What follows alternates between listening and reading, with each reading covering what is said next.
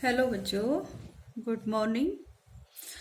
आज हम ज्ञानिक पाठ्यक्रम में जो हमारा पाठ्यक्रम विकास के प्रतिमान यानी कि पाठ्यक्रम विकास के जो मॉडल चल रहे थे उसमें हमने फ्रैंकलिन बॉबिट का मॉडल पढ़ लिया है। आज का अपना जो टॉपिक है वो है हिल्दा टापा के जो पाठ्यक्रम विकास के प्रतिमान, ठीक है, या फिर कहें कि टापा के पाठ्यक्रम विकास मॉडल, ठीक है। तो आज हम हिल्दा टापा के बारे में पढ़ेंगे, ठीक है, जिन्होंने हमारे पाठ्यक्रम विकास के लिए कौन कौन से मॉडल, कौन कौन से उद्देश्य बताए हैं, कौन कौन से प्रयोग बताए हैं, ठीक है। तो आज का अपना टॉपिक क्या है? हिल्दा टापा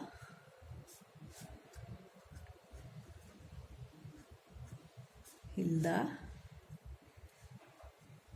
टापा के पाठ्यक्रम हमेशा पेपर में एक या दो जो ये पाठ्यक्रम सुधारक हैं या पाठ्यक्रम निर्माणक है, इनके मॉडल आते हैं, ठीक है। हिल्दा टापा और जो बॉबिट है ये दोनों ही प्रसिद्ध हैं, ये और इन दोनों को मैं आपको करवाती हूँ। टाइलर का भी करवा दूंगी, लेकिन इन दोनों में से आने की संभावना है। अब की बार हिल्दा टापा का एक बार आ भी चुका है, छोटा क्वेश्चन आया था, ठीक है। हिल्दा टापा के पाठ्यक्रम विकास के प्रतिमान, क्या प्रतिमान है? तो प्रतिमान के बारे में पढ़ने से पहले, यानी कि इनके पाठ्यक्रम मॉडल के बारे में पढ़ने से पहले हम इनके बारे में जानेंगे, क्योंकि कई बार छोटे क्वेश्चन में ये भी आ जाता है कि ये विचारक या दार्शनिक जो भी थे ये कौन थे, हैं? इनके बारे में बताइए। तो छोटे क्वेश्चन में इनके बारे में पूछा जा सकता है। पहले जो हिल्दा टापा का या फ्रैंकलिन बॉबिट हो या फिर जैसे अपने जॉन टॉयलर हैं, इन सब ये सब आपकी जो सेकेंड जब बीएड फर्स्ट ईयर और सेकेंड ईयर में जब ये ज्ञानिक पाठ्यक्रम दोनों क्लासों में चलता था तो ये सेकेंड ईयर की सेकेंड यूनिट में आता था।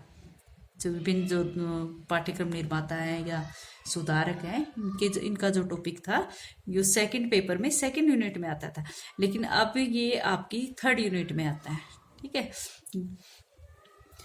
तो हिल्दा टापा कौन थे इसके बारे में आज हम चर्चा करेंगे। हिल्दा टापा जो है, इनका जो समय जो है वो माना जाता है 1902 से 1967, इनका जन्म 1902 में। वैसे डेट भी कहें तो 7 दिसंबर 1902 में इनका जन्म हुआ। और कहाँ पर हुआ? कैलिफोर्निया में। कैलिफोर्निया का सैन फ्रांसिस्को जो शहर था वहां पर इनका जन्म हुआ, ठीक है।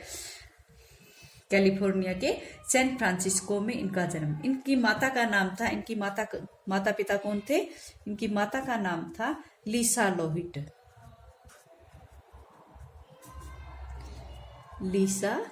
लोहिट और इनके पिता का नाम था रॉबर्ट। पिता कौन थे इनके? इनके पिता थे रॉबर्ट टापा। आपकी जानकारी के लिए बता दूं, हिल्दा टापा कौन थी? लड़की थी, फीमेल थी, मेल नहीं। और ये जॉन डीवी जो थे, जॉन डीवी आपके जो साइकोलॉजिस्ट हैं उनकी शिष्या थी। तो पाठ्यक्रम में इन्होंने सुधार भी माना यह जाता है कि या तो इन्होंने जॉन टाइलर के सहकर्मी थी तो इसलिए उनका प्रभाव है इनके पाठ्यक्रम विकास में, या फिर जॉन डीवी के प्रभाव था, ठीक है। तो हिल्दा टापा जो थी एक प्रसिद्ध पाठ्यक्रम विचारिका थी या पाठ्यक्रम सुधारक थी, या हम कहें कि एक शिक्षक प्रशिक्षक थी, ठीक है। क्या क्या थी ये? एक पाठ्यक्रम सुधारक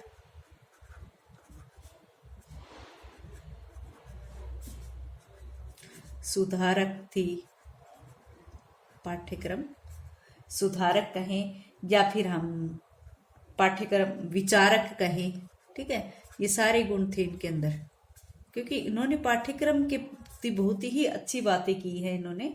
पाठ्यक्रम विचारक, एक सफल शिक्षक, प्रशिक्षिका थी। ठीक है, हिल्दा टाबा जो थी एक पाठ्यक्रम सुधारक थी, पाठ्यक्रम विचारक थी, एक सफल शिक्षक प्रशिक्षिका थी।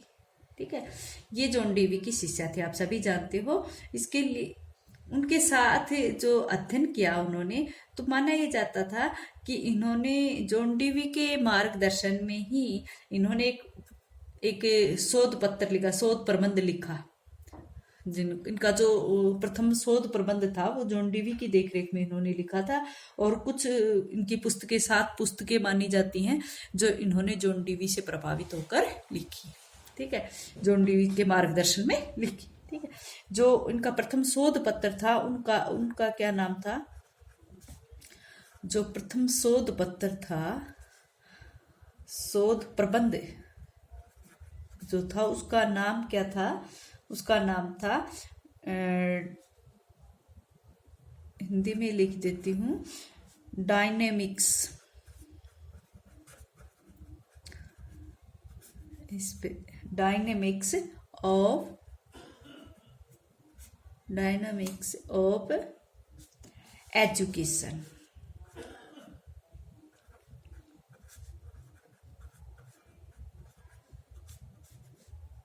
एजुकेशन ए methodology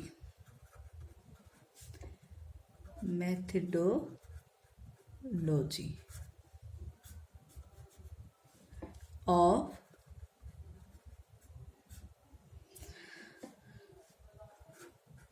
progressive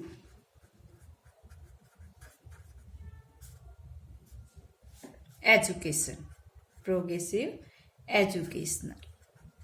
इनका यानी कि एक प्रकार का शोध प्रबंध था। ये शोध पत्र नहीं था, सॉरी, मैंने शोध पत्र पढ़ी, शोध प्रबंध था इनका ना, एजुकेशनल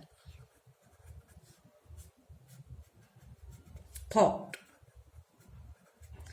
जो माना ये जाता है कि सन 1932 में प्रकाशित हुआ।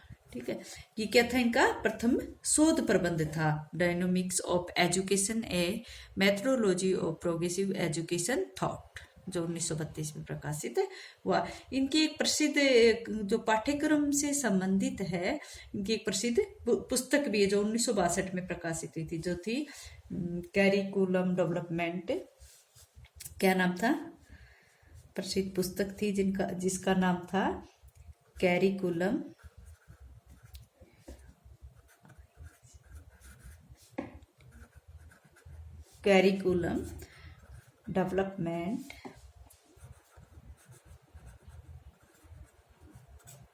डेवलपमेंट थ्योरी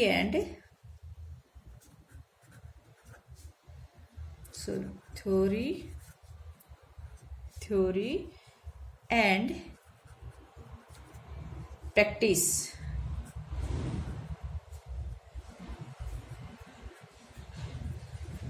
जो 1962 में प्रकाशित हुई। ठीक है, ये क्या थी? इनकी एक प्रसिद्ध पुस्तक थी जिसमें इन्होंने पाठ्यक्रम के बारे में लिखा था।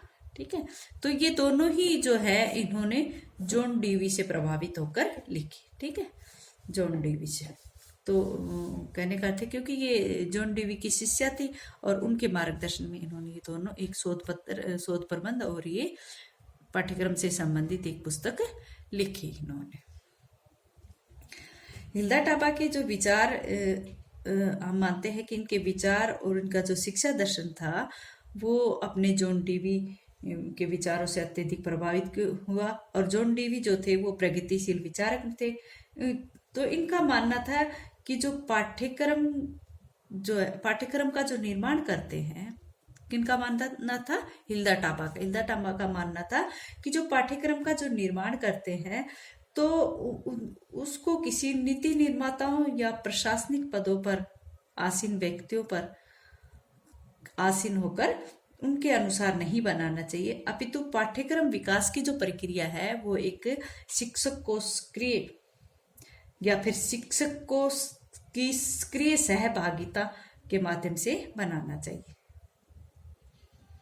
तो ऐसा करने से, यानी कि उन्होंने क्या कहा था कि जो नीति निर्माता होते हैं या फिर कोई जो प्रशासनिक पदों पर आसीन व्यक्ति है, उनके उनके द्वारा नहीं बनाना चाहिए, बल्कि पाठ्यक्रम विकास की जो प्रक्रिया है वो शिक्षक को सक्रिय रहकर या फिर शिक्षक की सहभागिता के अंदर ही पाठ्यक्रम विकास का प्रतिमान देना चाहिए। ऐसा करने से क्या होता है कि जो पाठ्यक्रम विकास का प्रतिमान है वो मूल स्तर का बन जाता है, मूल स्तर उपागम बन जाता है। मूल स्तर उपागम, अगर शिक्षक की सहभागिता से पाठ्यक्रम निर्माण किया जाएगा तो वो मूल स्तर उपागम बन जाता है, और इसी कारण से उपागम बन जाता है, और इसी कारण से जो हिल्दा टापा का जो पाठ्यक्रम विकास का प्रतिमान है उसको मूल स्तर उपागम भी कहा जा सकता है, उसको मूल स्तर उपागम भी कहा गया। हिल्दा टापा के पाठ्यक्रम को क्या कहा गया है, यानी कि हिल्दा टापा